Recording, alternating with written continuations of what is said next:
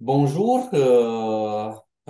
bonjour chers amis. Je me permets de vous dire amis parce que c'est pour la troisième fois que nous pouvons nous rencontrer dans ce cadre virtuel. Bonjour Madame Chantal, bonjour cher Monsieur Tarsi Seminega. Il me fait toujours un grand plaisir de dialoguer avec vous, surtout du fait que vous tous les deux, vous êtes des grands formateurs, de grands formateurs en ce qui concerne ma conscience spirituelle, pas seulement c'est l'intellectuel, parce que c'est pas seulement l'intellect qui joue un rôle important dans ma vie, c'est aussi la spiritualité. C'est la spiritualité qui est l'acteur principal ou l'actrice principale, si vous le voulez bien, en essayant de faire, d'évoluer de plus en plus, en me rapprochant de Dieu, parce que le vrai but de ma vie, c'est un but tout à fait spirituel, c'est un but mystique, en voulant tout à fait comprendre l'univers, la dimension morale de notre vie, la relation qu'on peut développer avec Dieu, etc. Cher Monsieur Tarsis, nous avons déjà parlé de votre expérience pendant le génocide de Rwanda. Vous m'avez donné deux entretiens jusqu'à maintenant, un entretien en écrit et un entretien pour ma chaîne YouTube. Entretiens qui ont eu un grand succès en Italie et en Roumanie aussi. Et je peux vous dire que lors des entretiens que nous avons eus jusqu'au présent, j'ai reçu beaucoup de questions de la part de mes étudiants et de mes élèves aussi. Ils m'ont tous demandé, mais pourquoi personne n'a jamais écrit quelque chose à l'égard de ce sujet en Roumanie? Mais qu'est-ce qu'on peut connaître de plus en ce qui concerne ce génocide? Nous ne connaissons rien, surtout du fait que nous sommes jeunes, donc vous pourriez faire un effort plus grand pour nous. Et c'est pourquoi, s'il vous plaît, de nous présenter de plus en plus des détails significatifs concernant le génocide de Rwanda. D'un autre côté, Madame Chantal, je vous connais grâce à mon ami Monsieur Tarsis qui m'a bien parlé de vous. Et d'un autre côté, j'ai réussi à lire quelques articles à l'égard de votre expérience pendant le génocide de Rwanda. Je connais tant soit peu pas seulement votre expérience, mais votre héritage familial aussi, qui est très important à mes yeux. Et si vous étiez en accord, nous pourrions en parler, mais bien sûr seulement si vous acceptez ça. Mais en tout cas, pour bien commencer notre entretien d'aujourd'hui, au début de notre entretien, je vous serais très gré, Madame Chantal, si vous pouviez nous présenter quelques détails importants en ce qui concerne votre biographie personnelle et surtout votre héritage familial. Encore une fois, mille merci d'avoir accepté ma proposition d'entretien. Je m'appelle Chantal Seminega et je suis née dans une famille rwandaise de Tutsis, également catholique. Je suis la Benjamin et la seule fille d'une famille de 6 enfants. J'ai passé une enfance paisible dans une communauté rwandaise où les Hutus, les Tutsis et les Twa se respectaient et s'aimaient. Et dans mon village, je voyais les Hutus et les Tutsis effectuer les tâches ensemble. Ils faisaient du verre de banane, par exemple, se divertissaient, buvaient et mangeaient ensemble. Pour les funérailles ou pour un incendie ou un ouragan ou une inondation ou même une catastrophe naturelle, les Hutus et les Tutsis se portaient ensemble au secours des victimes et leur fournissaient l'aide nécessaire. Mes parents pratiquaient l'hospitalité envers tous sans tenir compte de leurs origines. Même maman aimait beaucoup mes amis Hutus et les traitait comme ses propres filles et les invitait souvent à manger avec nous à la maison. Cette vie d'enfance, malheureusement, s'est effondrée lorsque les événements tragiques ont forcé mes frères à fuir le pays et mes parents à quitter leur maison familiale et tous leurs biens. Et nous sommes devenus réfugiés dans notre propre pays en 1960. Comme j'ai déjà mentionné, mes parents étaient catholiques et j'avais un oncle et tante qui étaient devenus prêtres et religieuses pour servir Dieu et le voisin. Cette idée m'attira et je deviens religieuse chez les petites sœurs de Jésus, une communauté religieuse dédiée à la cause des communautés laissées pour compte, telles que les Pygmées, les Romas ou les Tziganes, aux gens de voyage. J'ai servi près de 8 ans dans cette communauté. Finalement, j'ai abandonné cette vie parce que je ne trouvais pas la réponse des questions telles que pourquoi enseignait-on qu'Abraham n'a pas existé et pourquoi Dieu punit-il les gens en enfer de feu? Comment un homme pécheur peut-il pardonner des péchés au confessionnal? Et lorsque j'ai quitté la vie religieuse, j'ai rencontré Taxis qui avait un parcours semblable au mien et nous nous sommes mariés et nous avons 5 enfants. Nous vivons ensemble depuis 45 ans. Merci. Oui, c'est un parcours tout à fait impressionnant. Maintenant, cher monsieur Tarsi, je voudrais vous demander comment avez-vous connu, si vous me permettez cette question, mais ce serait une question de biographie personnelle qui devrait être connue parce que votre histoire de vie, c'est un peu comme un film, si vous me permettez cette manière de m'en exprimer. En général, je suis très attiré par une dimension spirituelle de la vie. C'est-à-dire, j'étais toujours attiré par la lutte intérieure d'une personne afin de découvrir le sens de la vie et de changer sa personne ou son monde intérieur. Et vous avez réussi à faire ça ensemble avec votre épouse. Et c'est pourquoi, si vous pouviez, je vous serais très reconnaissant si vous pouviez me préciser comment et quand avez-vous connu votre épouse pendant le génocide de Rwanda? Euh, pas vraiment. Je l'ai connu avant. Euh, donc, je l'ai connu avant le génocide. Alors ma femme a mentionné que nous avions à peu près le même parcours. Alors, euh, moi aussi, pendant mon enfance, comme je vous l'ai déjà dit, j'étais dans une famille catholique. Et puis, vers 14 ans, parce que j'étais vraiment en admiration pour les prêtres catholiques, je suis allé au séminaire. Donc, j'ai fait le petit séminaire, donc 7 ans, et après le petit séminaire, je suis allé au grand séminaire, et puis j'ai étudié donc la philosophie et finalement la théologie.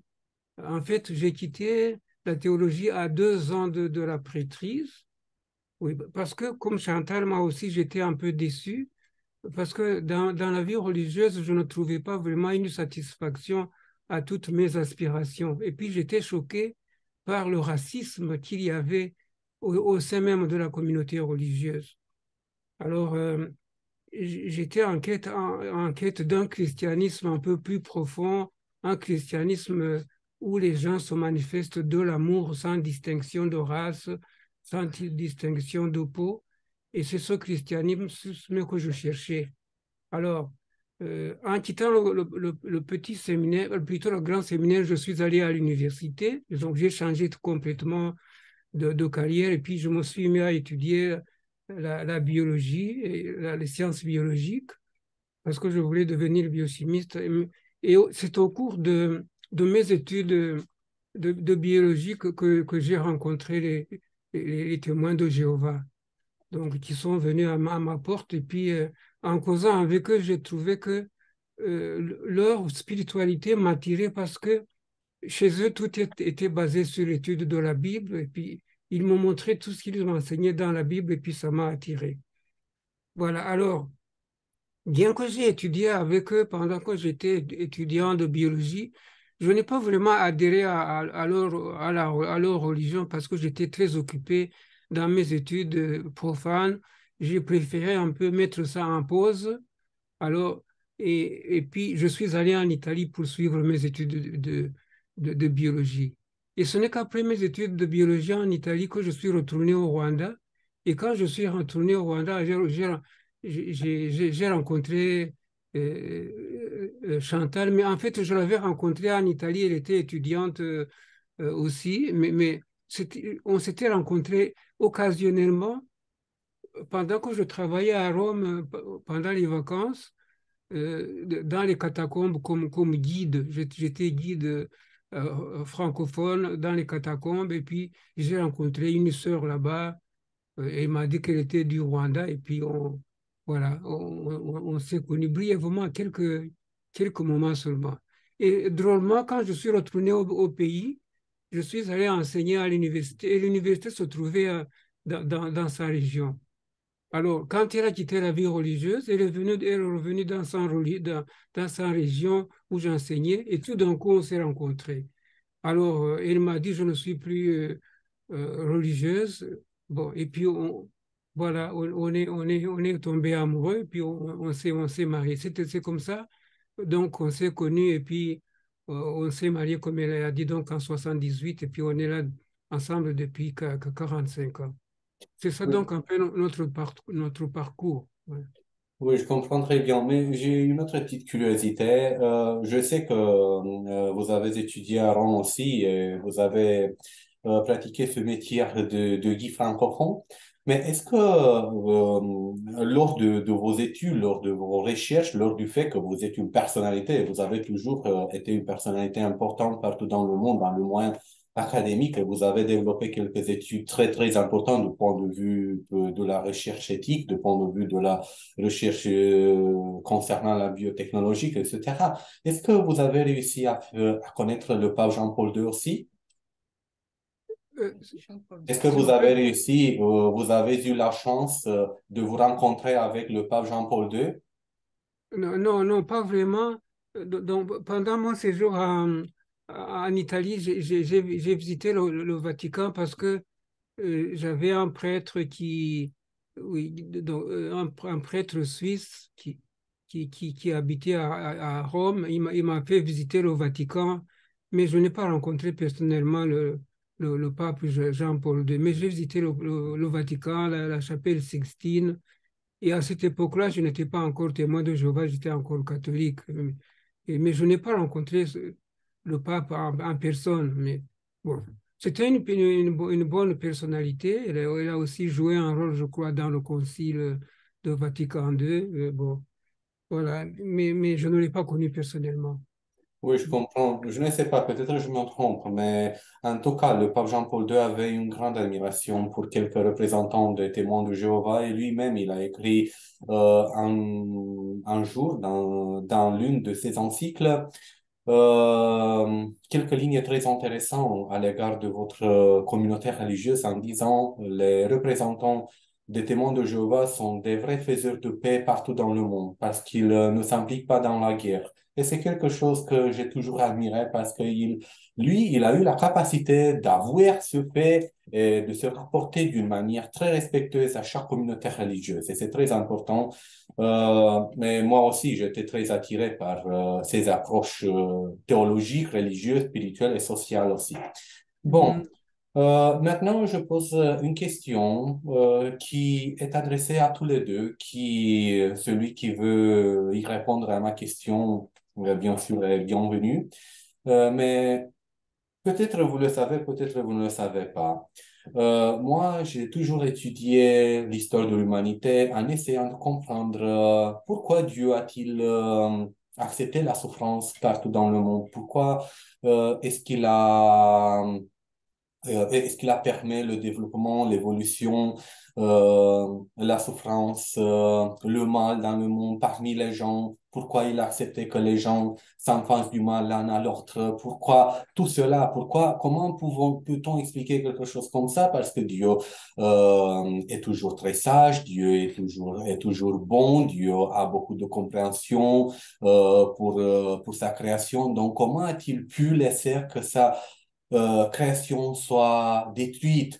Et c'est pourquoi je me suis toujours rapporté à l'histoire, surtout à l'histoire récente. Et voilà, c'est une conséquence au nom de laquelle je choisis à faire publier le livre sur l'histoire des témoins de Jéhovah aussi, mais pas seulement ça, parce que j'ai bien écrit sur les souffrances des Juifs pendant l'Holocauste, j'ai bien écrit sur les souffrances des autres chrétiens pendant le communisme ici en Europe et pas seulement en Europe etc.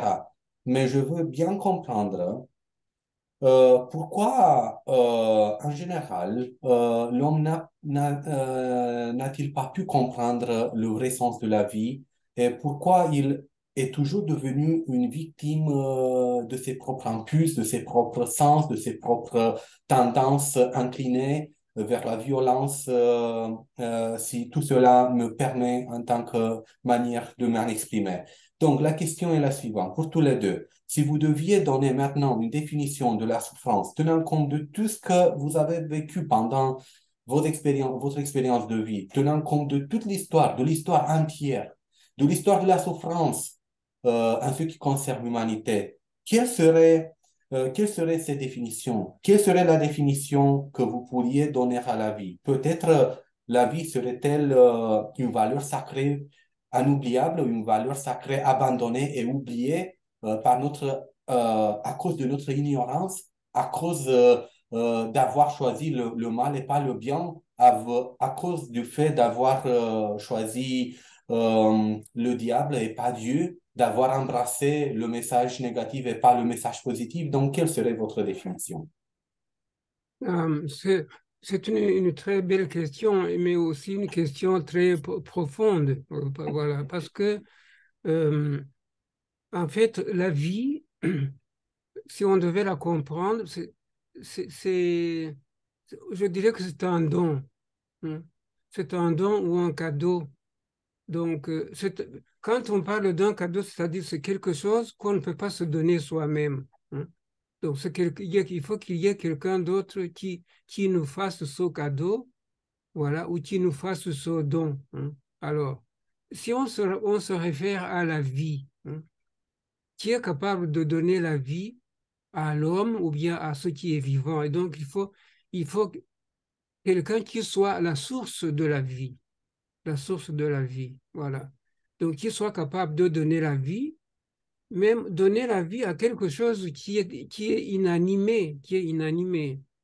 Alors, donc, si on réfléchit, euh, nous, en tant qu'humains, on dit on est là parce que nos parents nous ont donné la vie. Mais les parents, de qui ont-ils reçu la vie? Donc, il faudrait qu'on aille à reculons et puis qu'on aille vraiment au début de l'origine de la vie, hein. Alors, si on devait se référer à la... Donc, si nous qui nous référons à la Bible nous dit que la source de la vie, que c'est Dieu qui a créé la vie. Il a créé donc, les êtres vivants et les êtres non vivants. Et parmi les êtres vivants, à part les animaux évidemment, et les animaux et d'autres êtres microscopiques et tout ça, il a créé aussi l'homme. Il a aussi créé donc les êtres spirituels comme on appelle les anges, hein. Mais on s'intéresse maintenant à l'homme nous, voilà. Alors quand il a créé l'homme, il lui a donné la vie. Donc nous les croyants, nous pensons qu'il a créé les premiers parents qui s'appelaient Adam et Ève. Et la Bible dit que quand il les a créés, ils étaient parfaits. Donc parfaits, c'est-à-dire qu'il n'y avait pas de défaut. Ils pouvaient choisir le bien. Donc, il les avait créés avec la faculté de choisir le bien. Voilà. Merci. Malheureusement, oui, Oui, oui, oui, je vous écoute, pas de problème. c'est ça. Euh, cette vie qu'il leur avait donnée avec le choix du bien, leur donnait la possibilité de vivre sans fin, donc de vivre éternellement. Mais seulement, la Bible nous dit qu'il leur a donné une loi. Et il leur a dit, si vous obéissez à cette loi, vous ne mourrez pas, mais si vous n'y obéissez pas, vous mourrez. Alors, ils avaient le choix, hein. Donc, il avait de choisir d'obéir à la loi qui a été donnée et d'avoir la vie sans fin, ou bien d'enfreindre la loi et puis de mourir. Voilà. C'est ce qui est arrivé, mais la Bible nous dit ils ont été tentés par un être plus intelligent qu'eux, donc qu'on appelle Satan.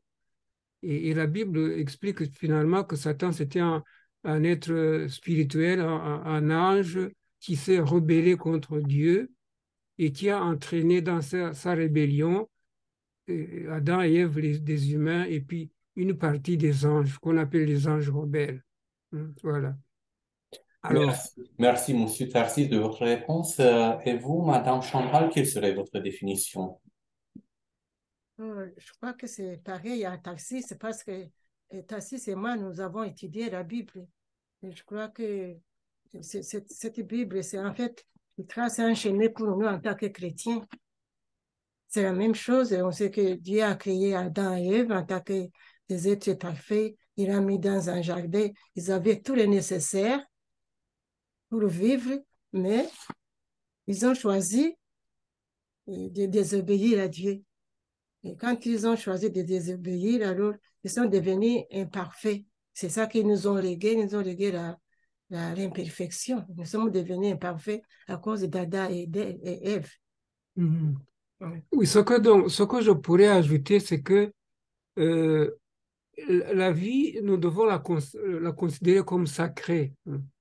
La vie sacrée. Alors, sacrée dans ce sens, c'est que elle est intouchable. On ne devrait pas toucher à la vie, ni à notre vie propre, ni à celle des autres.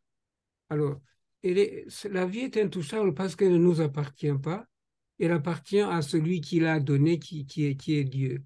Donc, seul Dieu est capable de nous enlever la vie ou de nous la laisser. Alors, la Bible explique par exemple que à un certain temps, Dieu peut enlever la vie à quelqu'un qui désobéit et qui continue à désobéir sans changer, donc sans se repentir ou sans changer de conduite.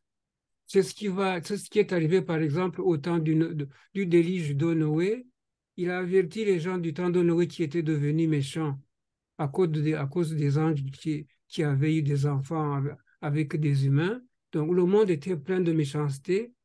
Il a dit à Noé de dire que tous ceux qui ne se repentaient pas et qui n'entraient pas dans l'arche allaient être tous tués. Et donc, à ce moment, Dieu a enlevé la vie à tous les désobéissants, à tous ceux qui étaient mauvais et qui ne voulaient pas changer. Donc, Dieu seul est capable d'enlever la vie parce que c'est lui qui l'a donnée. Donc, la vie est sacrée. Pour un humain, elle est sacrée. Je ne peux pas tuer quelqu'un. Il ne devrait pas me tuer non plus. Voilà. Et dans la Bible, il y a une loi qui dit que vie pour vie, dent pour dent, c'est-à-dire que une vie qui est enlevée doit être, disons, récompensée par une vie qui est enlevée aussi. Donc, c'est Dieu qui est capable d'enlever la vie à celui qui enlève la vie à un autre. Oui, j'en suis tout à fait d'accord avec vous. Euh, je pense sincèrement, tout ce que vous avez dit, vous et votre épouse, ce sont deux mots dont nous avons besoin de nos jours. Comme vous le savez maintenant, je suis professeur et je suis conscient du rôle que je devrais avoir, que je devrais jouer sur le plan de la formation de mes élèves et de mes étudiants aussi. Et en vivant dans un moyen tout à fait académique, il y a beaucoup de concepts. Vous aussi, vous avez étudié la philosophie, comment aussi je l'avais fait. Et pendant beaucoup d'années, j'ai cru sincèrement que la seule façon d'atteindre la vraie vérité, si vous me permettez cette métaphore philosophique, soit toujours la philosophie. Mais je me suis trompé. Oui, j'aime beaucoup la philosophie parce que la philosophie signifie en fait l'amour pour la sagesse. Mais il n'y a aucun amour pour la sagesse. Il n'y a aucun amour pour la sagesse en dehors de Dieu, en dehors de son amour, de l'amour Mhm. de Dieu pour sa création.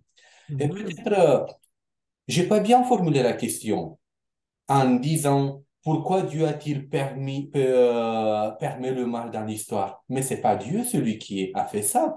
C'est le choix de l'homme parce que nous avons reçu nous avons reçu la volonté et nous Mhm. avons utilisé notre propre volonté comme nous l'avons voulu. C'est pas Dieu qui nous a obligés. Nous sommes ceux qui n'ont pas su à obéir Dieu, à écouter devant Dieu, à soumettre devant Dieu, à suivre Dieu sur tous les plans de la vie.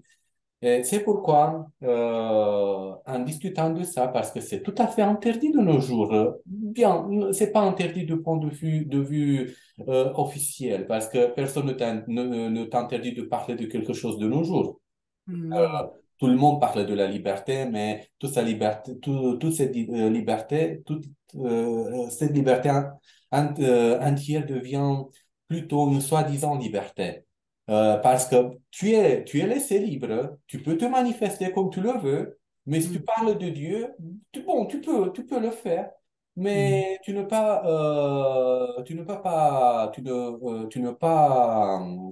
pas être pris en sérieux ou pris en considération du fait que tu ne dois pas manipuler de point de vue religieux et spirituel. Si tu parles de Dieu, tu pourrais affecter la croyance de quelqu'un qui peut-être serait athée ou agnostique ou je ne sais pas, quelque chose comme ça. Mais si, étant donné que vous faites ça, étant donné que moi aussi, à mon niveau personnel, j'essaie de faire ça à travers un projet tout à fait inconnu, parce que c'est une petite chaîne YouTube, personne ne connaît rien de cette chaîne. Je crois sincèrement que nous devons lutter jusqu'à la fin, jusqu'au bout, ou mieux dit, nous devons lutter afin de trouver la lumière au bout du tunnel. C'est ma conviction propre. Et ce sont des mots dont nous avons besoin pour bien nous libérer de notre obsession à l'égard des concepts, à l'égard des preuves scientifiques. Et je crois qu'il y a le moment que nous rapprochons de plus en plus de la vraie vérité, comme je le disais il y a quelques minutes, et comme disait un écrivain italien très important, Luigi Giussani, que je respecte de toute mon âme et que j'admire de toute mon âme. Lui, il est l'un des penseurs qui a tout à fait changé ma mentalité et ma perspective antérieure.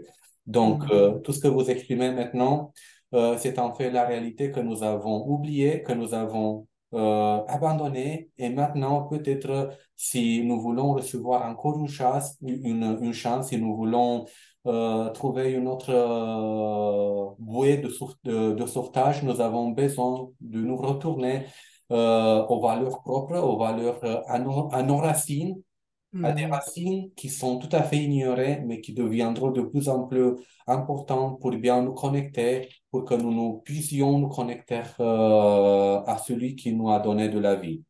Euh, bon, en vous écoutant maintenant, je voudrais vous demander, Madame Chantal, tenant compte de votre expérience pendant le génocide rwandais, comment avez-vous pu ou comment avez-vous réussi à apprendre accepter la souffrance.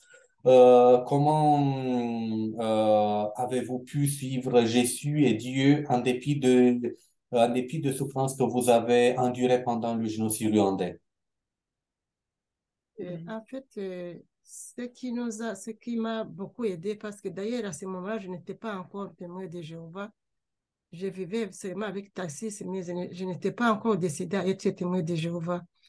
Et ce qui m'a beaucoup aidé, c'est l'amour que les témoins de Jéhovah m'ont montré alors que je n'étais pas encore témoin. Je donne un exemple. Et il y avait un jeune homme qui s'appelait Damascène qui nous a aidés à aller dans la cachette en souterrain et devait amener un par un parce qu'on ne pouvait pas partir tous ensemble. C'était risqué. Et nous sommes arrivés à une barrière et on ne s'y attendait pas du tout. Et puis, cette barrière était gardée par des gens armés de lances, de couteaux, de gourdins. Et puis, ils avaient allumé un grand feu. Et j'étais avec mon fils, mon petit Benjamin qui avait 7 ans, un petit garçon. Et puis, quand ils m'ont vu, ils étaient étonnés de voir qu'il y a encore un Tutsi. À cette époque, c'était au mois de mai. Ils croyaient qu'ils avaient tout éliminé. Mais je me suis trouvée devant eux. Puis ils ont demandé à Damascène, mais Damascène, qui est cette femme? Et Damascène, c'était un jeune marié. On venait d'assister à son mariage avant le génocide. Et sa femme attendait son bébé, son premier bébé. Et Damascène a dit, ça c'est ma femme Mathilde. Vous ne l'avez pas reconnue? Ne la tuez pas, s'il vous plaît. Et comme c'était dans son village, et les gens savaient qu'il était marié à une femme Tutsi. Et ils nous ont laissé partir. Vous voyez, ce jeune homme qui s'est porté garant de ma vie, si on avait découvert que je n'étais pas sa femme, il pouvait être tué. Et c'est cet amour qu'il m'a montré et ça m'a vraiment touché. Et pendant ce temps de génocide, je me suis dit, mais j'ai survécu à cause de ce jeune homme qui s'est porté garant de ma vie. C'est tout ce que je peux vous donner comme témoignage. Il y en a tellement plusieurs, mais ça m'a beaucoup aidé. Je vous remercie, mais j'aurais une autre question aussi. Bien sûr, si vous voulez y répondre.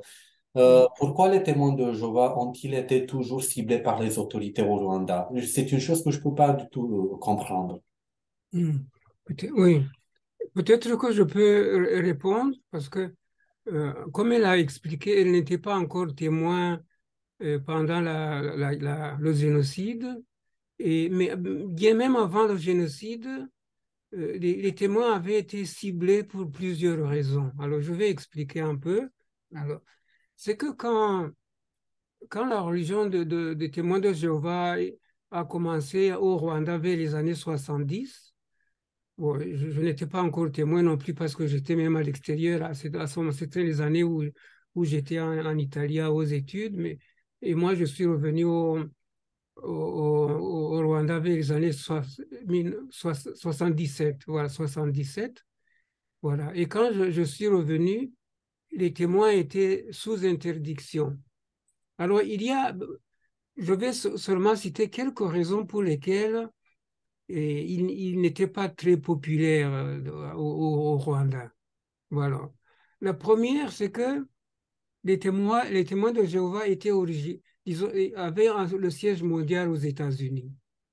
Et à cette époque, le Rwanda, bon, il y avait l'ambassade des États-Unis, mais les États-Unis n'étaient pas les meilleurs amis du Rwanda. Ils étaient plutôt penchés vers la France. C'est la France qui avait le dessus au Rwanda. Et ils se méfiaient un peu de tout ce qui venait des États-Unis. Alors, notamment au début, ils croyaient que les témoins de Jéhovah, c'était des espions pour les États-Unis. Et puis, deuxièmement, les témoins de Jéhovah enseignaient des doctrines différentes de celles enseignées par les doctrines traditionnelles. Alors, comme vous le savez, les témoins de Jéhovah, par exemple, ne croient pas en la Trinité, ils ne croient pas en l'enfer de feu, ils ne croient pas non plus que tous les bons iront au ciel. Donc, d'après les études bibliques qu'ils font, il y a des croyances auxquelles ils ne croient pas parce que quand ils comparent ces croyances à ce que dit la Bible, ils trouvent que ce n'est pas exact.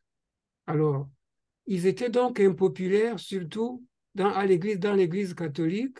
Et l'Église catholique, c'est principalement elle qui a suscité un peu l'interdiction et la persécution des témoins de Jéhovah. Et puis aussi, les témoins de Jéhovah ne se mêlent pas de la politique. Alors qu'au Rwanda, il y avait un parti unique.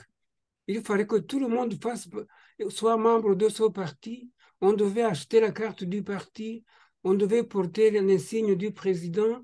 Donc, tout ça, les témoins refusaient de le faire. Alors, ils les prenaient comme des gens de l'opposition. Voyez, ils le plaçaient dans l'opposition. Ils se considéraient ça comme un parti d'opposition au parti qui gouvernait le pays. Donc, alors qu'eux n'avaient pas d'intention politique, c'était tout simplement religieux, mais on leur prêtait des intentions politiques et pour ça, on les persécutait.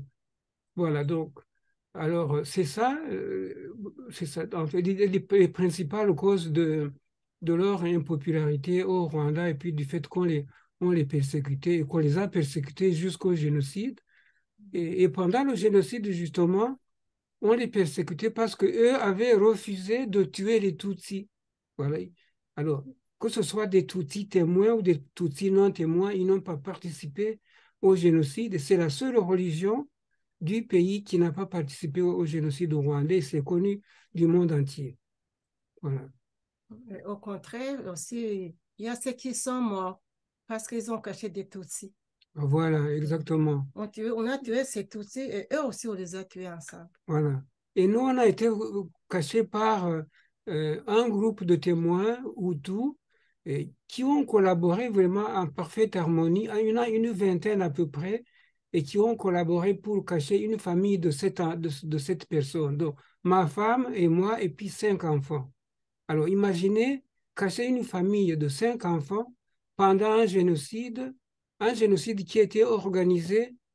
Et il y avait partout dans le pays des barrages, on fouillait dans les maisons, mais ils ont réussi à nous cacher et puis à nous cacher en 9 endroits différents, les 7, et puis à la fin de nous réunir dans une cave, voilà, où on a pu tous survivre.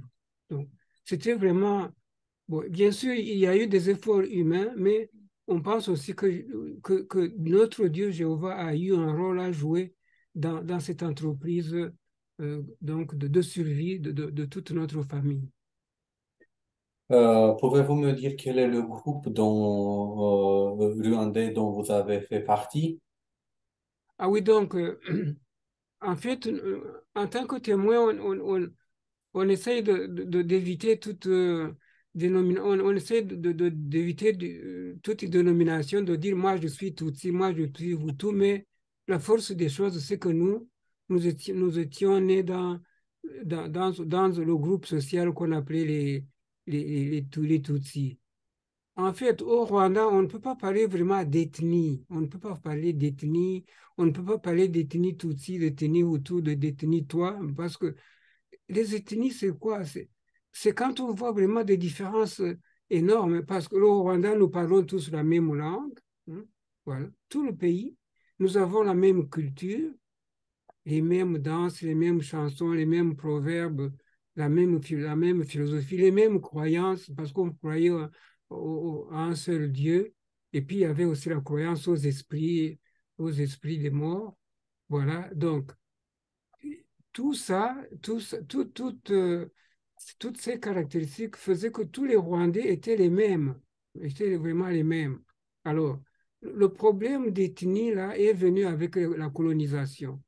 Le pays était colonisé par les Allemands et par les Belges. Alors, quand les Allemands sont arrivés, ils ont essayé de voir si parmi les Rwandais, il y avait des différences raciales. Ils ont commencé à regarder les figures. Alors, ils ont dit, voilà, celui-là a un nez long, il a un visage allongé, il a des doigts tels qu'il y a un... Alors, ils ont commencé à voir disons, des différences morphologiques comme celles qu'on constatait en Europe, parce que les Allemands se croyaient une race pure, avec les yeux bleus, tout ça. Ils ont essayé de transférer ça au Rwanda. Ils ont dit, tiens, il y a des Tutsis, là, ils sont grands, ils ont un visage comme ça, alors ils sont différents, ils doivent être des descendants de Ham, de Cam, le fils de Noé, parce que lui aussi était noir. Donc, ceux-ci ne sont pas vraiment des vrais Bantous, ce sont des Nilotiques. Donc, ils ont classé les Tutsis parmi ce qu'on appelle les Hamites, les descendants de Ham, de Cam. Alors, ils ont donc créé ces classes. Et en plus, ils ont fait des cartes d'identité sur lesquelles on marquait Hutu, Tutsi, Toi. Donc, mais c'était un peu arbitraire parce qu'il y avait eu des mélanges de peuples. Les Hutus, les Tutsis s'étaient mariés, avaient donné aussi à d'autres personnes qui étaient mi-Hutu, mi-Tutsi. Où est-ce qu'il fallait les classer? Alors, donc, c'était tout à fait arbitraire. Et puis, il y avait aussi une autre chose, c'est que les Tutsis étaient un peu comment dire, des pastorales, c'est-à-dire qu'ils étaient des éleveurs de vaches, tandis que les Hutus étaient surtout des cultivateurs. Là aussi, ils ont essayé de catégoriser. Les uns cultivent, les autres élèvent des vaches, donc ils sont des pastoralistes. Donc, ils ont essayé de classifier des classifications.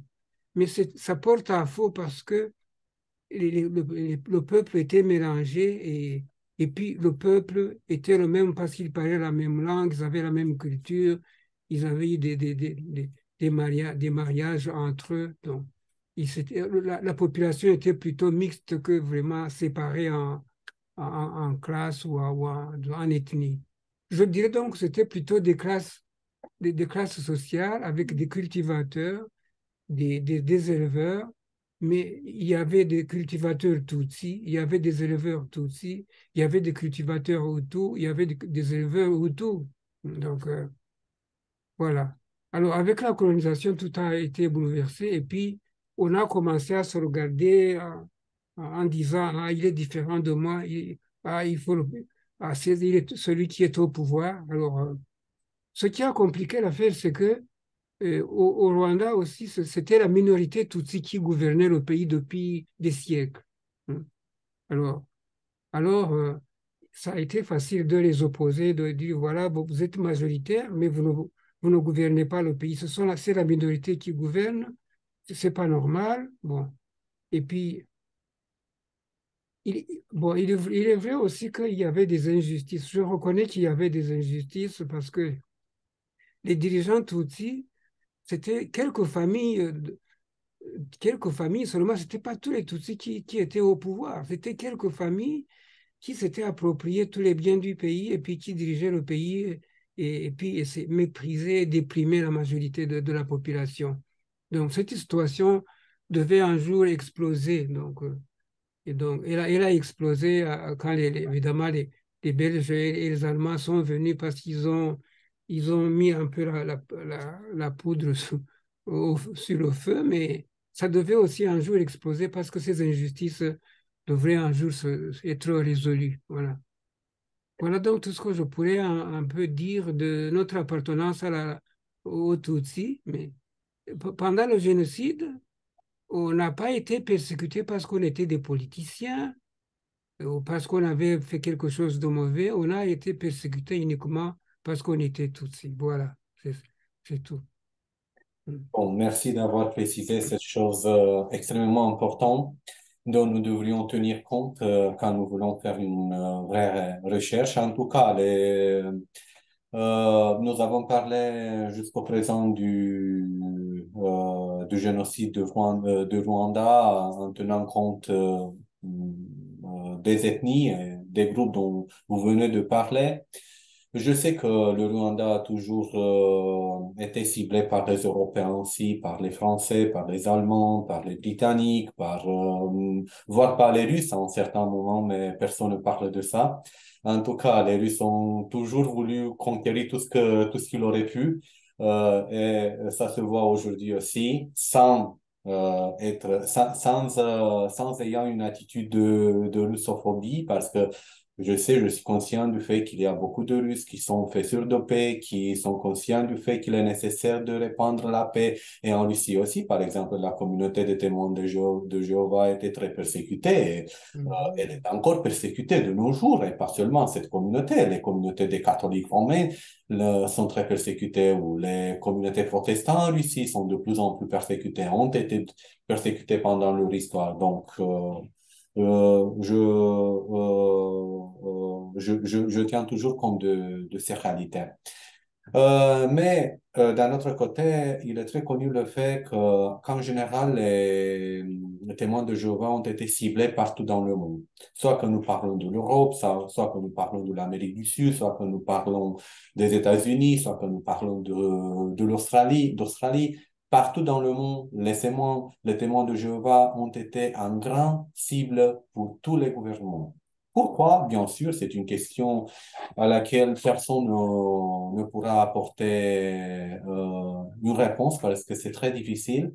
Mais en tout cas, peut-être cet aspect de n'avoir jamais voulu obéir à la politique et s'impliquer dans un parti politique ou dans une manifestation politique, peut-être tout cela a énervé un peu en mettant en évidence d'un autre côté euh, le manque de connaissances regardant l'humanité euh, par rapport à la vraie conscience, par rapport à tout ce que signifie Dieu et le plan de Dieu avec l'humanité. Parce qu'autrement, personne n'aurait jamais dû rejeter cette vérité et ce fait de ne s'impliquer jamais dans la politique et de garder toujours une neutralité, soit qu'il s'agit de la politique, soit qu'il s'agit d'une décision militaire. Et c'est pourquoi moi, par exemple, je suis pas témoin. Je suis chrétien orthodoxe, mais j'admire beaucoup les témoins de Jéhovah.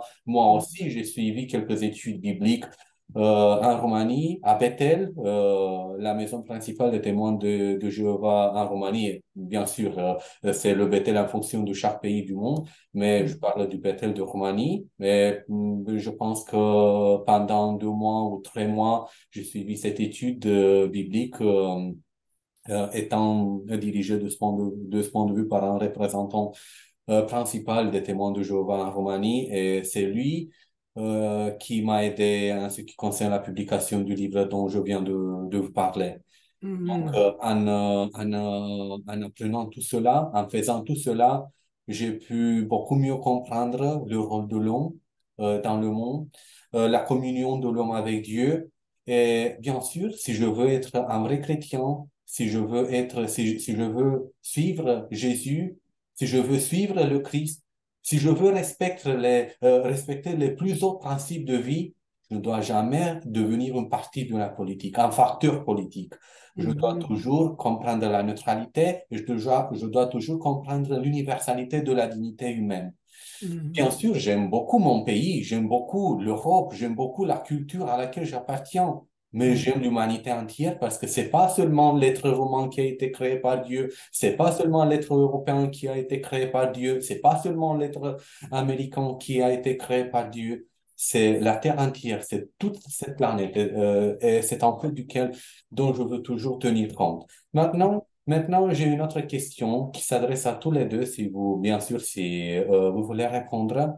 Euh, c'est une question très simple et je vais pas du tout développer la question. Je le fais maintenant. Pourquoi l'homme, à vos yeux, n'a-t-il pas pu comprendre la leçon de répandre la paix dans le monde? Quelle a été la raison pour laquelle il n'a pas fait ça? Ok, bon. On peut dire aussi que c'est l'imperfection de l'homme, parce qu'après le péché d'Adam et Ève, l'homme est devenu imparfait, parce qu'il a voulu se diriger de lui-même, alors qu'on on sait que l'homme ne peut pas se diriger ses pas par lui-même, c'est ça que la Bible nous dit, et il est dirigé par Dieu, mais il a voulu se séparer de Dieu, être indépendant. Et je crois que c'est ça la racine Oui, de cette imperfection. oui, c'est ça. Oui, oui, c'est ça. Donc, ce que dit Chantal, c'est vrai. Bon, en fait, il y a un principe biblique qui dit que il n'appartient pas à l'homme.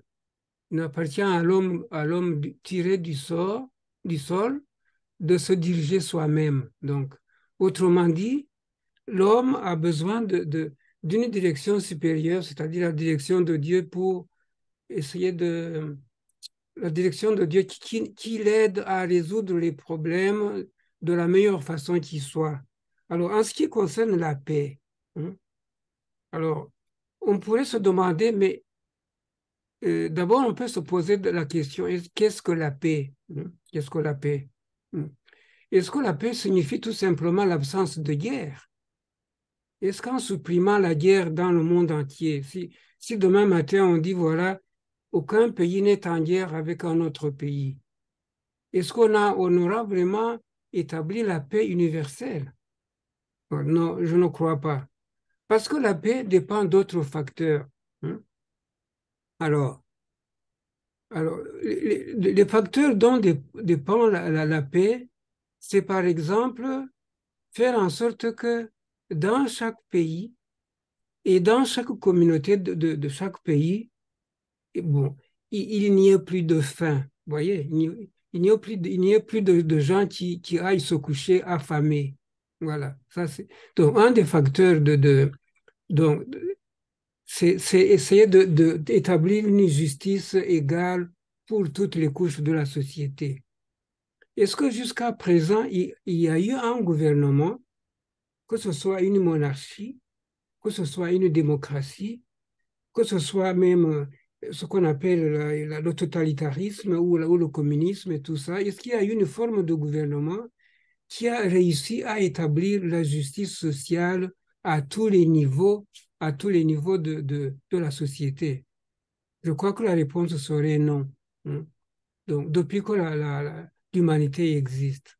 Alors, à part l'établissement de la justice, hein, il faudrait aussi que la paix, bon, pour qu'elle soit vraiment bien établie dans le monde entier, voilà, qu'il n'y ait plus, par exemple, il n'y ait plus de maladies. Et à part la faim, il faut qu'il n'y ait plus de maladies. il ne faut plus qu'il y ait de désastres ou de catastrophes naturelles, parce que si il y avait la paix, mais que tout d'un coup, toute une cité s'effondre, comme ce qui est arrivé en Turquie, en Syrie, bon, la paix est perturbée à cause de ces catastrophes naturelles. Hein. Il y a des morts, et puis personne ne peut ramener ces morts à la vie. Donc, ceux qui ont perdu leurs êtres chers n'ont pas la paix. Hein. Alors, en fait, une paix totale devrait être établie par un gouvernement mondial qui soit capable de résoudre tous les problèmes mondiaux. Hein. Donc, un gouvernement ferait cesser toutes les guerres, qui établirait la justice dans toutes les couches de l'humanité, qui donnerait à tous assez à manger, qui éliminerait la faim et la maladie, les catastrophes naturelles, et même qui éliminerait le péché, parce que le péché, c'est le péché qui nous pousse à faire du mal aux autres, qui incite à nous l'égoïsme, la convoitise, tout ça. Alors, il faudrait donc un gouvernement qui enseigne à tous les humains de s'aimer, de se respecter, et puis un gouvernement qui enlève tout ça et qui établisse une paix totale.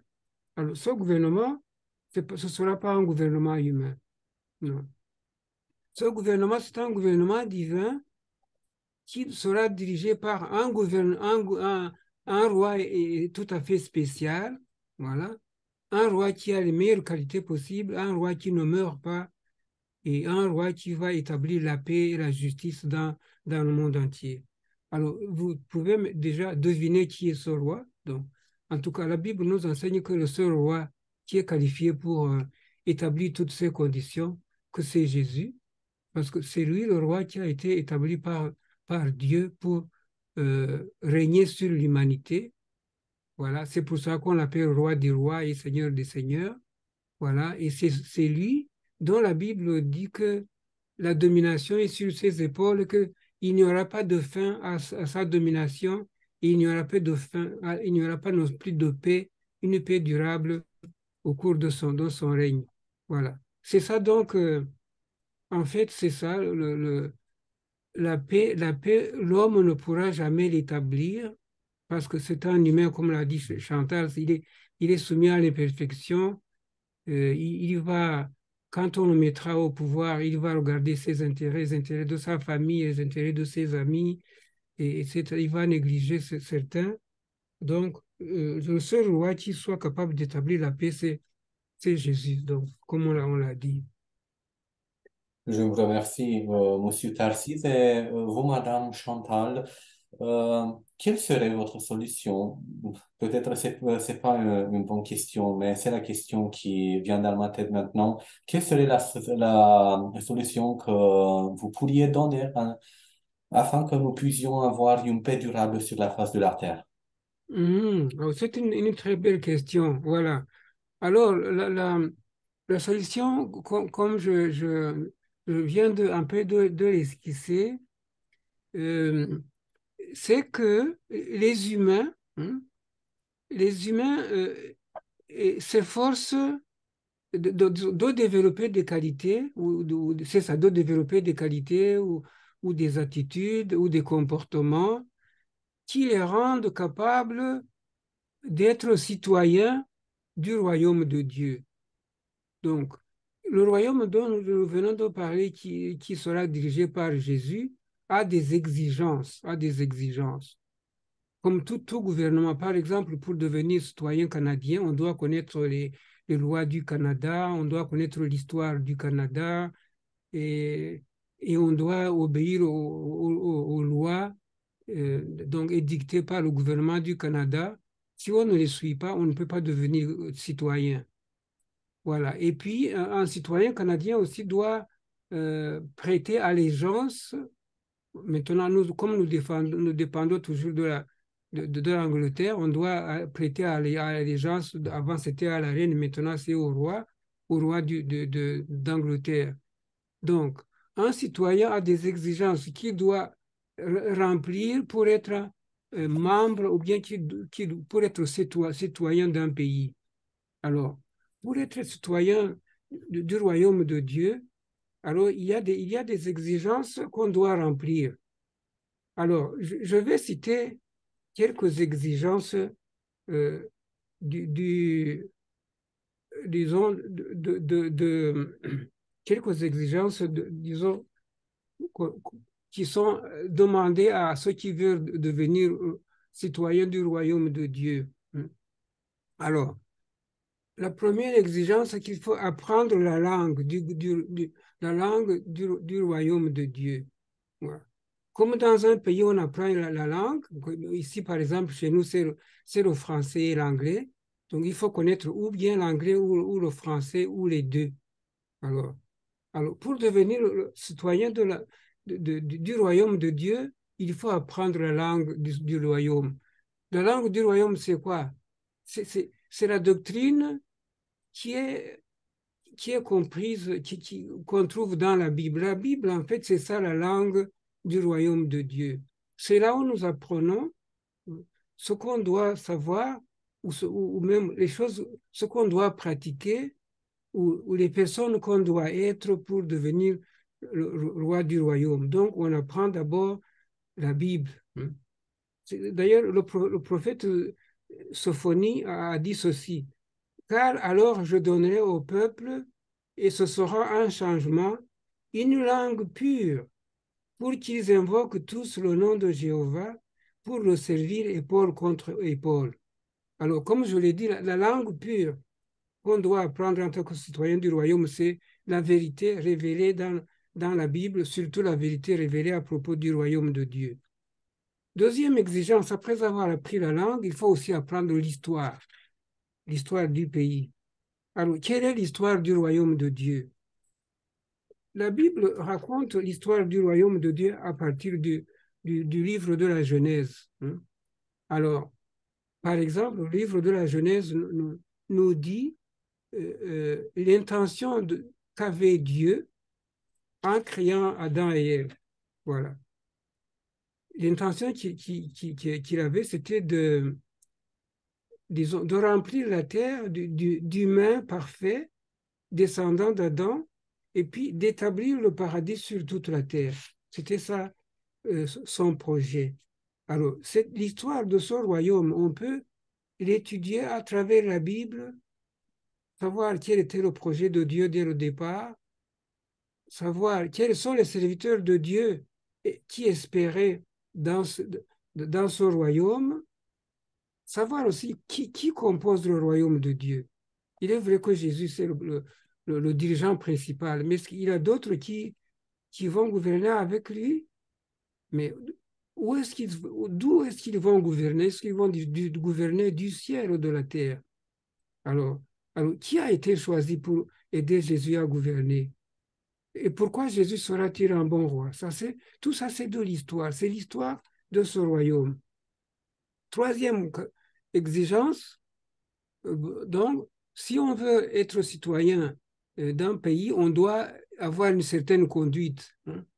Voilà, une certaine conduite. Donc, donc souvent, on demande, ici on dit police clearance, c'est-à-dire que si on veut savoir si un citoyen est honnête, on va à la police, on le demande, est-ce qu'il s'est toujours bien comporté ou bien il y a eu des gaffes? Est-ce qu'il a déjà fait des accidents? Est-ce qu'il a déjà volé? Est-ce qu'il a déjà tué quelqu'un? Donc, on s'interroge sur sa conduite au pays. Eh bien, pour le royaume de Dieu, c'est la même chose. Un citoyen du royaume de Dieu doit remplir certaines conditions certaines conduites. Par exemple, au niveau du mariage, un citoyen du royaume doit être monogame, c'est-à-dire doit avoir une seule femme. Voilà. Eh bien, on ne peut pas tolérer le mariage du même sexe dans le royaume de Dieu parce que la Bible dit que Dieu les a créés hommes et femmes. Il a donné à Adam une femme. Il n'a pas créé deux hommes pour qu'ils se marient, ni deux femmes pour qu'ils se marient. Donc, quand je dis ça, je ne veux pas dire qu'on n'aime pas les homosexuels. Ce sont des humains comme nous, on les aime, mais on ne peut pas aimer leur conduite. Voilà, donc on peut condamner leur conduite sans les condamner en tant qu'individu. On les aime et on veut les aider, mais un citoyen du royaume de Dieu ne peut pas être homosexuel ni lesbienne. Un citoyen du royaume ne peut pas être un ivrogne. Il ne peut pas être quelqu'un qui prend de la drogue et qui ruine la santé et la vie que Dieu lui a donnée. Eh bien, un citoyen du royaume ne doit pas être un menteur, un meurtrier, un homme violent, un voleur, un malhonnête dans les affaires. Tout ça, c'est pas un citoyen du royaume ne doit pas faire tout ça. Enfin, un citoyen du royaume, bien que ne faisant pas partie du gouvernement, doit quand même respecter les lois du gouvernement qui dirige le pays dans lequel il habite. Voilà. Il doit payer ses impôts, il doit participer aux travaux communautaires de nettoyage et tout ça. Même s'il ne participe pas à la guerre, il ne devient pas militaire, il ne condamne pas l'armée et il ne va pas inciter quelqu'un à ne pas aller dans l'armée. C'est une question personnelle de foi. Voilà. Il doit donc respecter les lois du pays. Et comme on l'a dit, il ne participe pas aux guerres, donc il est neutre. Ça, vous le connaissez, vous le savez parce que vous avez déjà écrit beaucoup là-dessus. Voilà. Alors, et puis pour terminer, les citoyens du royaume pratiquent ce qu'on appelle la règle d'or. Alors, la règle d'or, c'est quoi? C'est aimer tous les humains sans exception. Je ne dois pas seulement aimer les témoins de Jéhovah, non. J'aime les témoins de Jéhovah, j'aime les non-témoins, j'aime les homosexuels, les lesbiennes, mais même si je condamne leur conduite, mais j'aime tous les humains et je ne veux faire aucun mal à n'importe quel humain. C'est ça la loi, la règle d'or. Donc, faire aux autres ce que nous aimerions qu'ils nous fassent, c'est-à-dire on les aime parce que nous aussi nous aimerions qu'ils nous aiment, donc on ne va pas leur faire du tort. La dernière exigence, c'est qu'on doit être fidèle au royaume. Alors, pour être fidèle au royaume, comme dans le pays, pour montrer l'allégeance à un pays, on ne va pas le trahir, on ne va pas faire quelque chose qui fasse du mal plutôt au pays où on vit, mais on va faire toujours ce qui est bien pour le pays où on habite. Nous aussi, qui avons choisi le royaume de Dieu, nous allons tout faire pour favoriser tout ce qui est bien pour le royaume. Nous allons aimer, par exemple, nous allons propager ce royaume, nous allons en parler avec enthousiasme, nous allons dire aux gens que c'est le royaume qui va résoudre les problèmes de l'humanité. Alors, nous prêchons le royaume, donc, par notre conduite et aussi en parole, comme on le fait maintenant. Voilà. C'est ça, donc, un peu tout ce que je peux dire sur ce que nous pouvons faire pour que donc, ça puisse aller mieux pour nous. Bon, c'est une réponse plus que complète, si, si l'on peut dire ainsi. C'est une vraie analyse du royaume et c'est une vraie analyse du monde où nous vivons. Et par exemple, moi personnellement, je suis tout à fait touché par tout ce que vous avez exprimé parce que je me rends de plus en plus compte du fait que moi aussi je suis un citoyen du royaume, mais pour cela, je dois agir d'une manière de très responsable. Et vous, Madame Chantal, étant donné tout ce que nous venons d'écouter, quelle serait votre perspective sur la paix dans le monde? Quelle serait votre perspective sur la paix dans le monde? La perspective sur la paix dans le monde, d'après vous, qu'est-ce qui va apporter la paix dans le monde? D'après ce qu'on vient d'écouter, ce que Tassis nous a dit, ce qui va apporter la paix dans le monde, c'est surtout ce royaume de Dieu.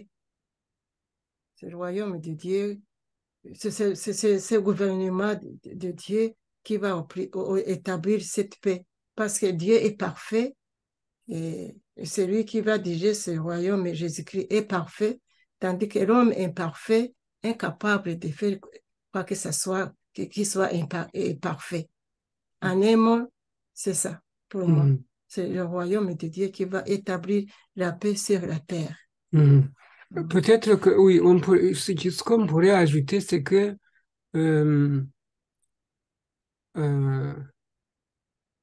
l'humanité actuelle, hein, l'humanité actuelle où nous vivons, c'est une humanité qui est tiraillée, qui est tiraillée. Donc, vous vous rendez vous-même compte que dans les pays, presque dans tous les pays du monde, les gens sont un peu dans l'inquiétude à cause de tout ce qui arrive autour d'eux, hein. Alors, ils n'arrivent même pas à savoir ce qu'il faut vraiment faire. Bon, alors, ce qui pourrait aider les gens donc, à changer un peu leur perspective, hein, c'est d'accepter une œuvre que je pourrais appeler une œuvre de formation, une œuvre de formation. C'est-à-dire, vous l'avez d'ailleurs dit vous-même, parce que vous êtes différent des gens qui nous entourent, parce que vous vous êtes donné la peine. Vous vous êtes donné la peine d'essayer d'analyser vos croyances, de les comparer aux croyances des autres, et même d'essayer de mettre vos croyances en présence de ce que la Bible enseigne, et puis de vous laisser un peu transformer. Alors, cette œuvre de transformation pourrait aider les gens à changer les mentalités, parce que c'est difficile de changer les mentalités. Alors, la mentalité qui domine le monde aujourd'hui, c'est le matérialisme. Voilà. Les gens se concentrent beaucoup sur les biens matériels, l'accumulation des biens matériels, les avantages matériels, et ils négligent un peu le côté spirituel, hein. Mais je ne sais pas si vous avez entendu parler d'un grand joueur de basket et américain qui s'appelait Kobe, hein. C'était un grand joueur, hein. Mais vous vous souvenez que Kobe, c'était vraiment, c'était une bonne personnalité. Il avait beaucoup d'humanité, il aimait beaucoup les gens, il s'intéressait même aux plus faibles. Mais vous voyez que la mort l'a emporté dans sa jeunesse, hein, alors qu'il avait accumulé beaucoup de biens. Alors, quand on est devant un fait pareil, on se demande, mais à quoi ça sert d'accumuler les biens matériels sans s'intéresser un peu aux choses spirituelles, hein? Alors, si dans le monde, les gens acceptaient cette transformation, s'ils acceptaient de se laisser enseigner, de changer les mentalités euh, et d'essayer de mettre dans leur vie une nouvelle dimension, la dimension de ce que Dieu enseigne, une nouvelle dimension humaine, d'essayer de s'intéresser aux autres plutôt que de s'intéresser à soi-même, je pense que le monde changerait. Donc, c'est ça. C'est une œuvre de transformation. Et c'est ce qu'en fait nous essayons de faire. Donc, quand nous enseignons la Bible, ce n'est pas pour attirer les gens chez les témoins de Jéhovah ou d'augmenter le nombre de témoins de Jéhovah, non. L'idée essentielle, c'est d'aider les gens à changer leur cœur, leur façon de voir, et à introduire dans leur vie une autre dimension, c'est-à-dire la dimension d'une vie un peu supérieure à celle qu'ils vivent aujourd'hui, de voir les choses en grand et de voir les choses à l'échelle mondiale, de voir le projet de Dieu, comment il va se réaliser. Voilà. Et on fait, notamment, on attire l'attention sur eux, sur eux donc, du fait que nous vivons des moments difficiles et qu'on appelle les derniers jours et que ces moments que nous appelons les derniers jours devraient nous préparer au gouvernement de Jésus qui va bientôt prendre le devant et puis remplacer le gouvernement du monde. Oui, en vous écoutant, on a beaucoup parlé du royaume, du vrai royaume, et c'est très bien. Moi, personnellement, j'ai été un militant dans ma jeunesse. Maintenant, j'ai presque 37 ans. Mais quand j'étais beaucoup plus jeune, Je militais beaucoup pour la restauration de la monarchie en Roumanie. Et je prétendais que la monarchie avait toujours été euh, peut-être la meilleure politique qui pourrait être appliquée dans le monde.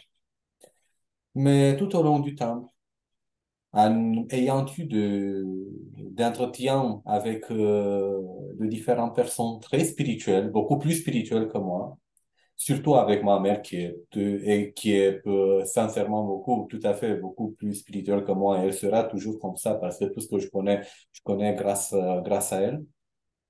J'ai compris une chose. Il n'y a pas du royaume du point de vue politique. Du point de vue politique, il n'y a aucun royaume. Mhm. On devrait découvrir le vrai royaume qui peut-être est invisible du point de vue physique, mais en tout cas, nous ne la voyons ni avec les yeux de l'esprit parce que nous avons caché notre esprit, nous avons emprisonné notre esprit. Et c'est pour cela que nous avons oublié de notre esprit. C'est pourquoi nous sommes devenus aveugles du point de vue spirituel. Mhm. Et puis, oui, je me suis rendu compte du fait suivant.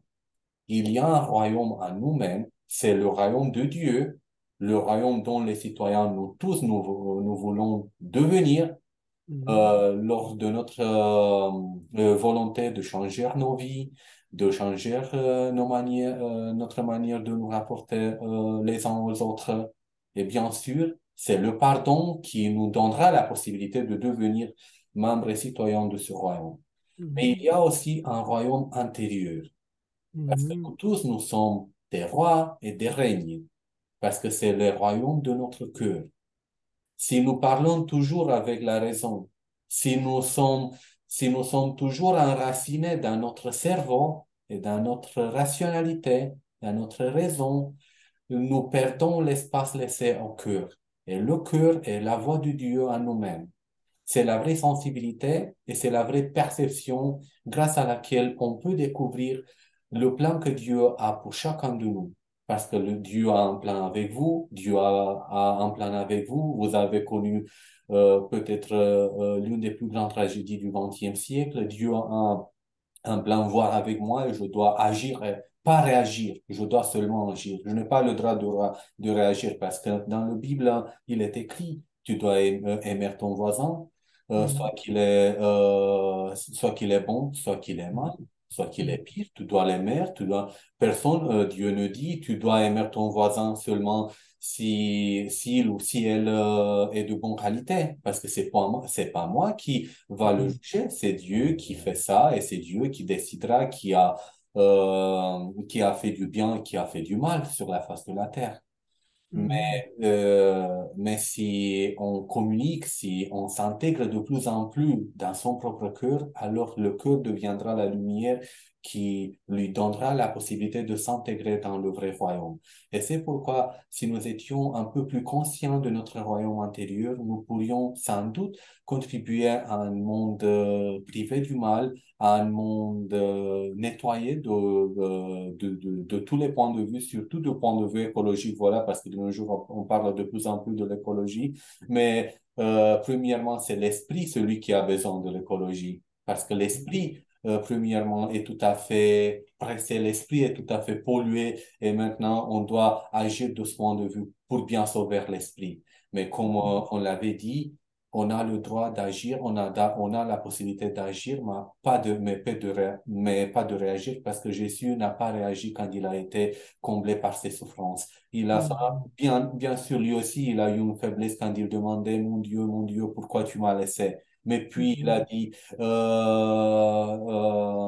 pardonne-les parce ils ne savent pas Ce qu'ils font. ce Mhm. qu'ils font. Oui. Mhm. Et nous Mhm. aussi, si Jésus a pu dire ça devant une souffrance qui ne pourrait jamais être définie, devant euh, quelque chose d'inimaginable, alors qui sommes-nous de rejeter nos souffrances? Qui sommes-nous de ne pas pardonner Mhm. ceux qui nous a fait du mal, celui qui nous a fait du pire?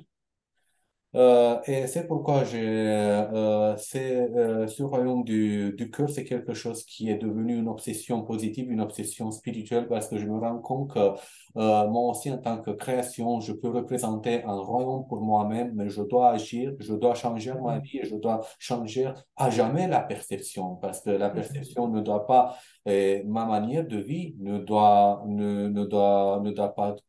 pas du tout servir au but de l'humanité, au but de la quotidiennité, mais au contraire, ma manière de vivre elle doit servir au but les plus hauts, c'est-à-dire à la manière de comprendre Dieu, le vrai Dieu et comment Dieu se soucie-t-il de ma vie, parce qu'il se soucie de ma Mhm. vie et il se soucie de la vie de tous. Euh, Mhm. à la fin de notre entretien, parce que ça... Est-ce que je peux ajouter quelque chose? Oui, bien sûr.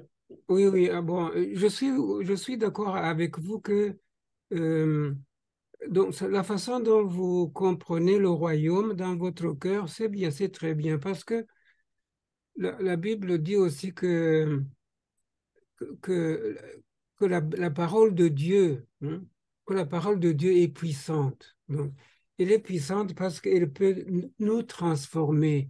Donc, elle peut nous transformer et transformer nos cœurs. Voilà. Et Jésus a même dit que lorsque nous acceptons sa parole, qu'il vient, il habite en nous et que même son Père viendront et ils habiteront en nous tous les deux. Donc, ce qui montre que lorsqu'on accepte la parole de Dieu, elle change quelque chose en nous et que c'est comme si, oui, bon, c'est comme si le royaume était déjà dans notre cœur, pour ainsi dire, hein. Voilà. Mais ce royaume qui est dans notre cœur ne remplace pas un autre royaume qui est un vrai gouvernement. Voilà. Alors, si vous vous souvenez, quand Jésus allait retourner au ciel, les apôtres lui ont posé la question, est-ce maintenant que vous allez établir le royaume en Israël?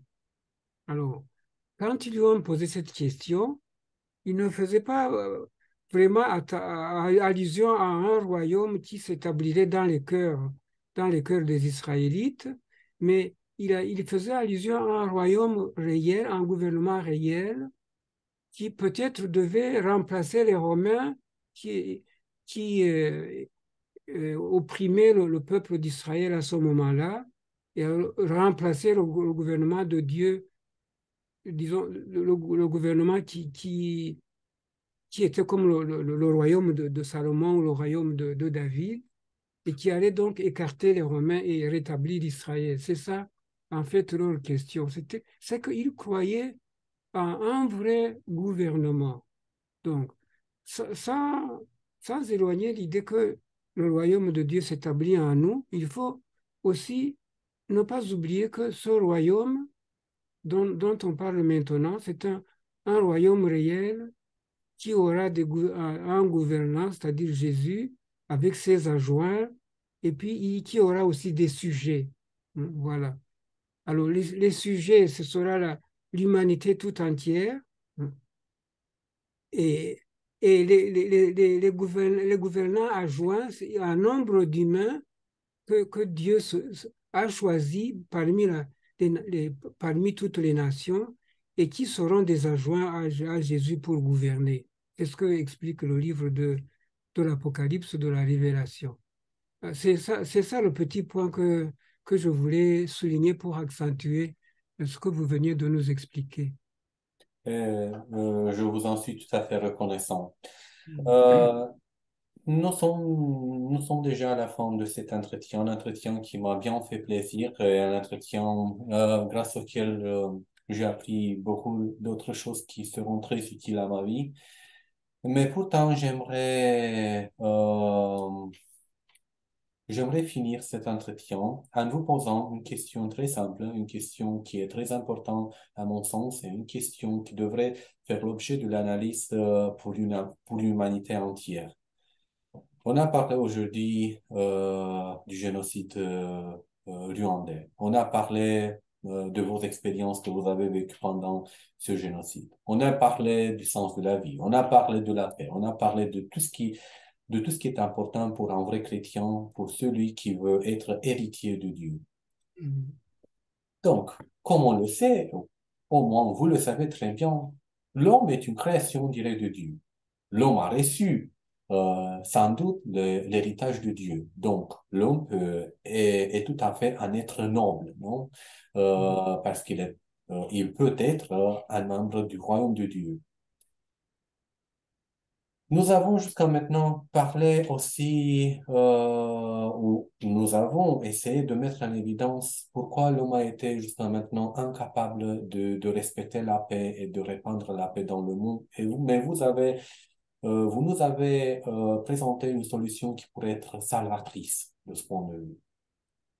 Et ma question est très simple. Comment voyez-vous maintenant le destin de l'humanité? Parce qu'on dit, et j'ai vu beaucoup de films qui montrent l'humanité du futur. Une humanité tout à fait robotisée, une humanité tout à fait technologisée, une humanité qui va répondre automatiquement aux différents ordres, mais une humanité qui ne sera jamais humanisée. Et c'est pourquoi je vous pose cette question. Comment Mhm. imaginez-vous maintenant l'humanité de l'avenir et le destin de l'humanité? Voilà, oui, c'est une question très importante, hein. Oui, oui.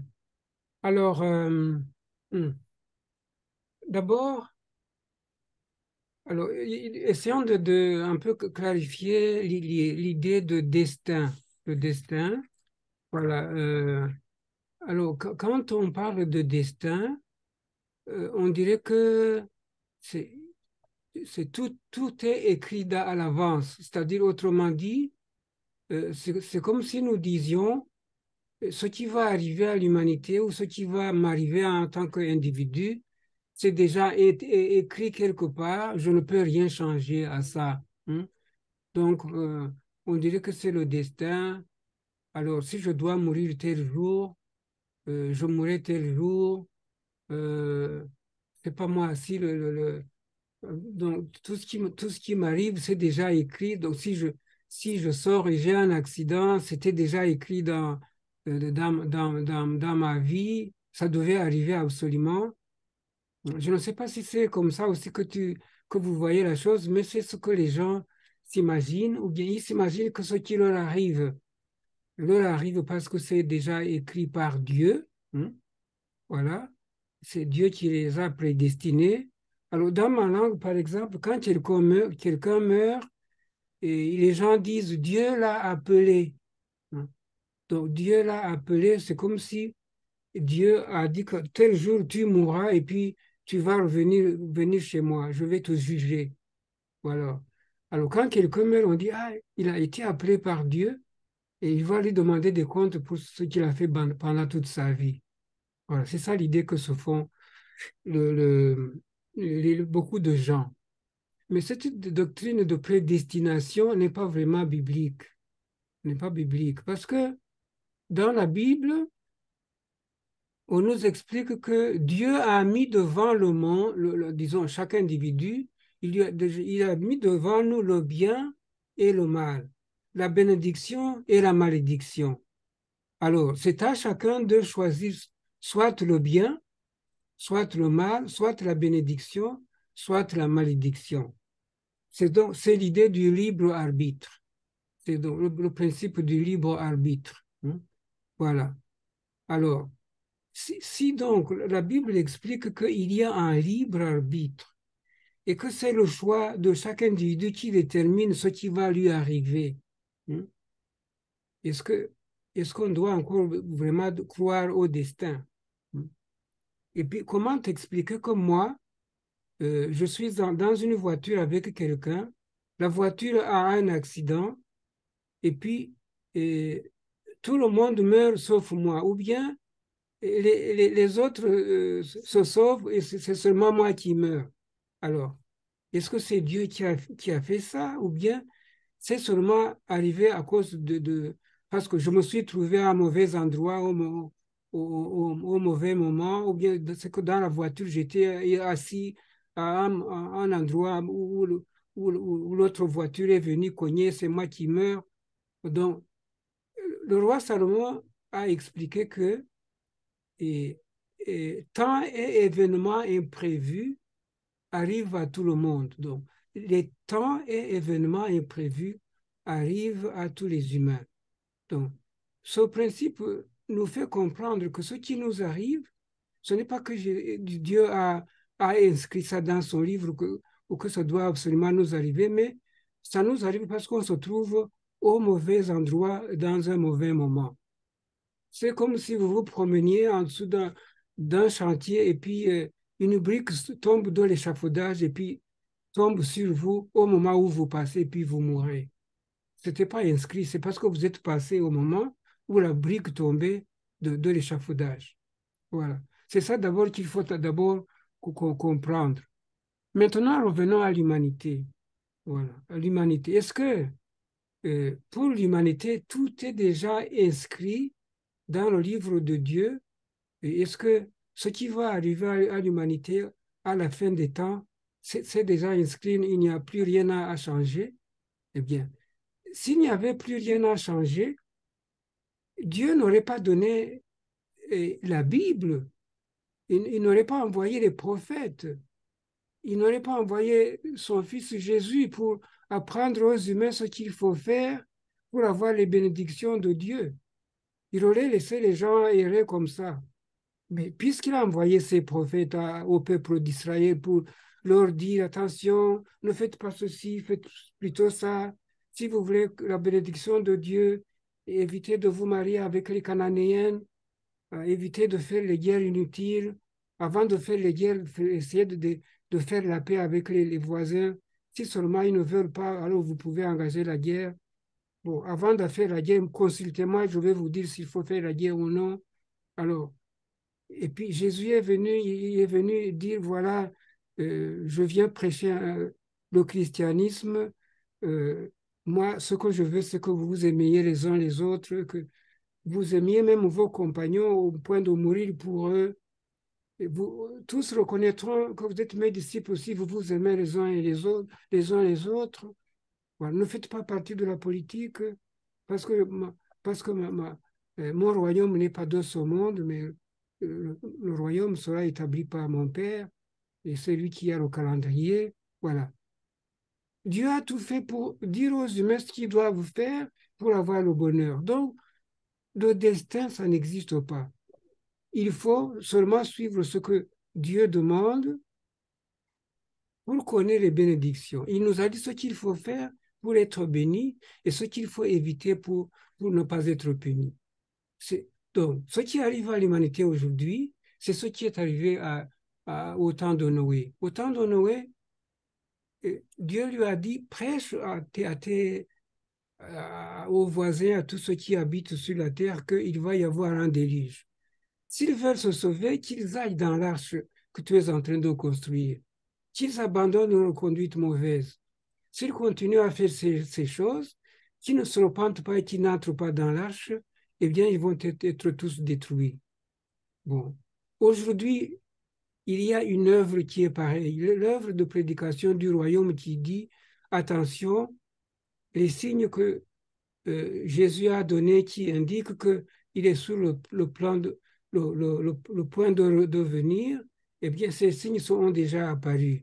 Il y a eu des guerres internationales, il y a eu des famines, il y a eu des épidémies, il y a eu l'augmentation de la criminalité, de l'illégalité, il y a eu des gens qui méprisent Dieu, qui ne croient plus en Dieu, bon, qui n'aiment plus les membres de leur famille. Donc, toutes les caractéristiques que la Bible a données pour montrer que nous vivons ce qu'on appelle les derniers jours. Et en plus, il y a un dernier signe, ce qu'il a dit, cette bonne nouvelle du royaume sera prêchée par toute la terre habitée avant que vienne la fin. Alors, et aujourd'hui, dans le monde, il y a une prédication mondiale de ce royaume qui annonce que ce royaume va arriver. Donc, le destin, ce qu'on appelle le destin de l'humanité, ça n'existe pas. L'humanité, c'est exactement ce qui va arriver et l'humanité peut faire des choix, voilà, et choisir soit de, de, de se préparer pour accueillir Jésus qui va gouverner la terre, ou bien choisir de continuer à faire partie de ceux qui vont disons, combattre ce royaume, parce que la Bible dit aussi que le royaume sera combattu notamment par les gouvernements mondiaux, parce que les gouvernements mondiaux ne veulent pas de ce royaume. Voilà. Il sera combattu par l'ONU, il sera combattu par les grandes puissances mondiales, que la Bible appelle le roi du Nord et le roi du Sud. Donc, le roi du Sud, du Nord représenté par la Russie et la Chine leurs alliés, et puis le roi du Sud représenté par les États-Unis et ses alliés et l'Union européenne. Voilà. Donc, la Bible annonce que ces deux puissances vont s'opposer l'une à l'autre et finalement, ils vont signer un traité de paix, mais un traité de paix mensonger, et, et que suite à ce traité de paix, ils vont s'attaquer aux religions, détruire les religions, et puis finalement, Jésus va intervenir avec ses anges. C'est ça le schéma de ce qui va arriver à l'humanité. Donc, c'est comme ça que nous voyons l'avenir de l'humanité. Ce n'est pas un destin, c'est un choix à faire. Les gens sont informés, donc il faut que les gens prennent l'initiative de soutenir le royaume et d'adhérer au royaume, de devenir les citoyens de ce royaume. C'est tout. Voilà. Merci de m'avoir donné, d'avoir fait une telle analyse. Madame Chantal, est-ce que voudriez-vous ajouter quelque chose? Non, je n'ai rien. Ça va. Je vous suis tout à fait reconnaissant de votre disponibilité, du temps que vous m'avez accordé aujourd'hui. Je vous remercie de la leçon que vous m'avez enseignée aujourd'hui. C'est une leçon inoubliable pour moi. C'est une leçon qui fera partie de ma biographie à partir de maintenant, parce que moi aussi, je veux être un formateur sur le plan spirituel. Mais pour cela, il faut beaucoup travailler. Il faut beaucoup prier et il faut payer toujours beaucoup d'attention. Il faut toujours faire beaucoup d'attention à tous les détails qui concernent le monde, qui concernent la vie et qui concernent mon itinéraire intérieur. Je vous remercie de la sagesse que vous m'avez euh, que vous avez partagée aujourd'hui avec moi. C'est une sagesse qui doit néanmoins devenir une manière de vivre pour l'humanité entière. Si l'on veut vivre dans un monde, dans un monde meilleur comme l'on prétend. Bien sûr, pour cela aussi, on a besoin de beaucoup de patience. En dehors de la patience, on peut rien construire, on peut rien faire, parce que Dieu signifie tout à fait patience. S'il a pu nous laisser comme nous sommes, s'il a pu nous pardonner jusqu'à présent, nous aussi, nous devrions apprendre cette leçon du pardon.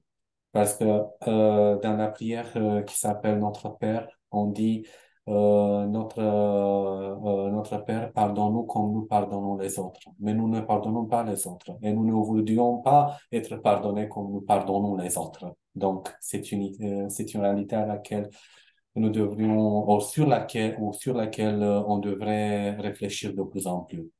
Mais merci encore une fois de tout ce que vous m'avez appris aujourd'hui.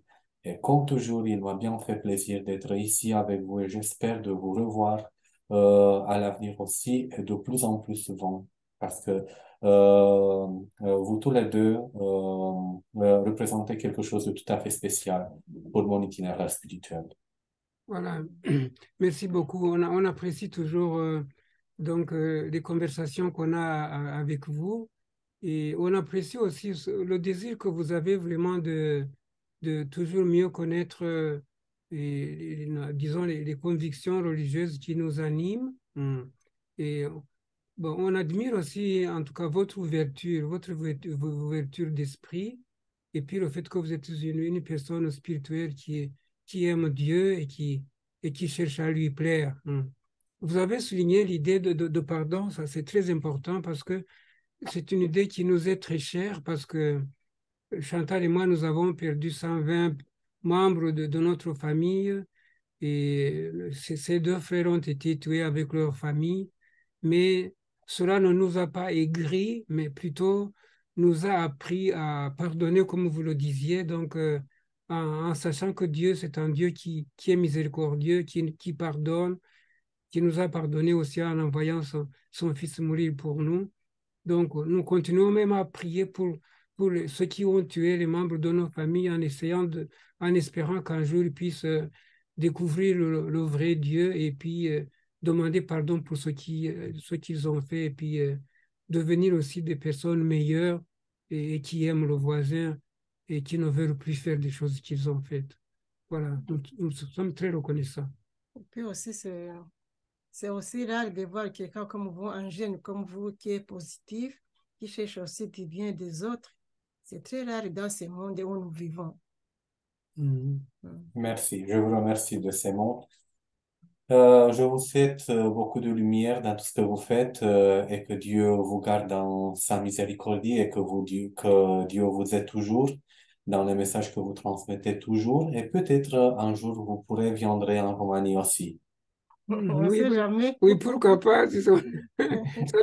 Ça nous ferait plaisir. Ça nous ferait plaisir.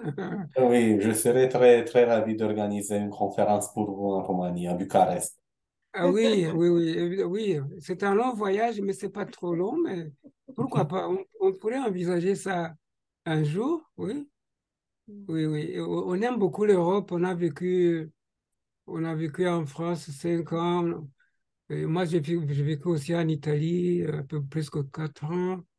Elle aussi a vécu en Italie parce qu'elle étudiait. Et bon, donc, on connaît un peu l'Europe, on aime beaucoup l'Europe. Et puis, oui, on aime tous ces pays-là, mais on n'a pas encore visité la Roumanie. C'est un pays qui nous attire aussi. Je pense que vous êtes un peu. Parce que le roumain est proche de l'italien, du français, un peu.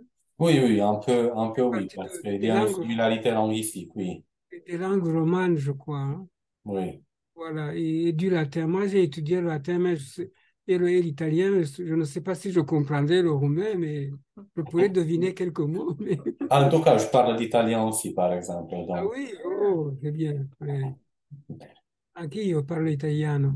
Oui, oui, je le sais très bien parce que j'ai lu très attentivement votre biographie. Ah oui, Et vous parlez allemand aussi, non? un peu, hein, oui, j'ai étudié. Bon, je peux comprendre, mais je ne peux pas parler couramment. Mm, oui. Mm. Merci encore une fois de cet Merci. entretien. Et comme je l'avais dit, j'espère de vous revoir dès que possible. Oui, d'accord. Vous nous le direz. Oui, d'accord. Merci, hein. Oui. Au Au revoir. revoir. Au revoir. Au revoir. Au revoir. Merci encore.